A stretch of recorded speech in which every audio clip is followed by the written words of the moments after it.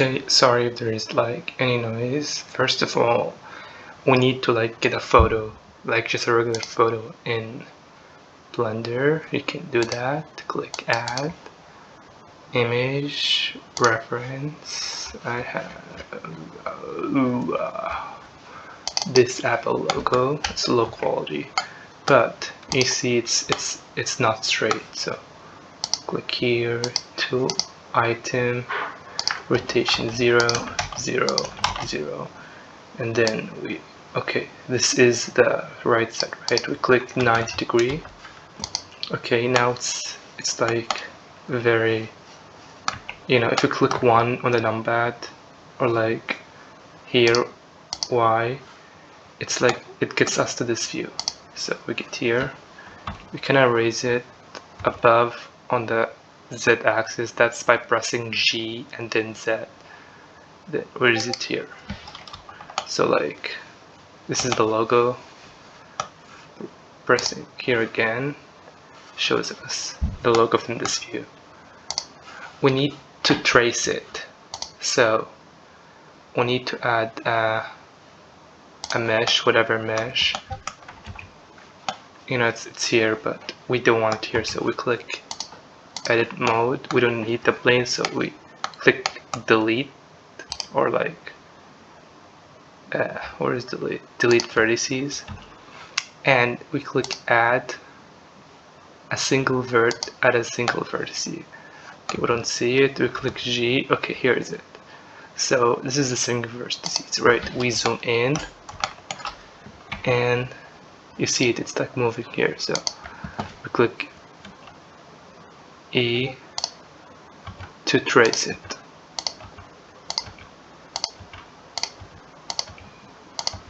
Okay, I'm gonna do it rough because I don't really care.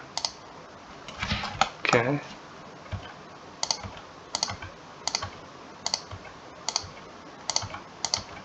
I press E every time to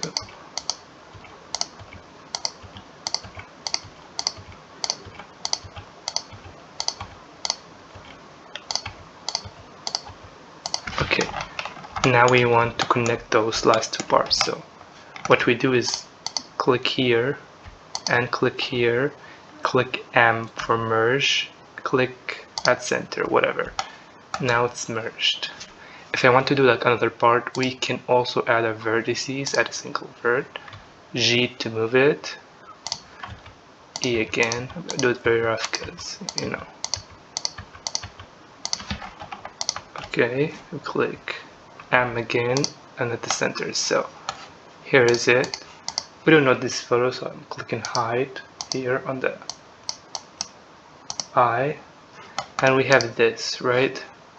So we turn to edit mode, we click Control L to select this, and then F for fill. We do the same here, Control L and then F for fill. We have this, right? But it doesn't really look that 3D and it's not that smooth. So we can click here on this wrench and add, first of all, a subdivision so it looks smooth, but you don't need to do that. If you trace good, you don't need to do that. And then we click solidify to make it solid. We add this thickness a bit, and we can add another one, which is bevel, which is here. We can add it above here, no, down below, make it more than one segment. Okay, we can make it here. Okay, this doesn't look very good. Okay, like this. We can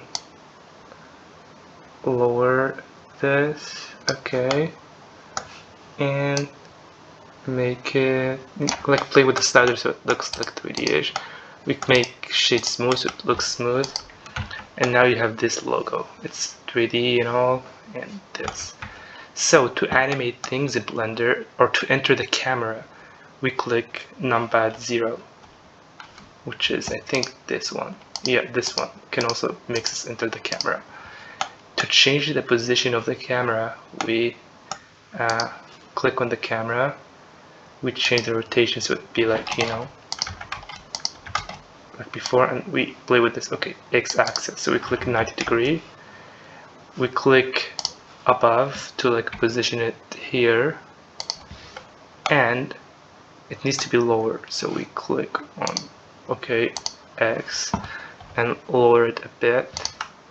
We click to the camera again, and it's very close. So what we do is we exit the camera, we move it a bit further, and it's like this, right? So to zoom it in, if you want to zoom the object close to the camera, what we do, we have the timeline here, right? So at 0, 0, it's like this. We insert a keyframe here by clicking I and put location, doesn't matter, you can put this includes all. So after 50 frames, we move it closer to the camera, and we click I again and click location, rotation, and scale. And then if we return back in the timeline, it just moves. If you want the movement to be different, so what you can do is click animation, which is, you know, just an extra part. Okay, there is the, you know, so return here, we can select them both, right click and click interpolation mode. We can make it quantic. Let's see how this looks. Okay, this looks a bit funky, so that's it. So you can check any interpolation mode you want, and yeah, that's how you make the object keyframes and all. So yeah.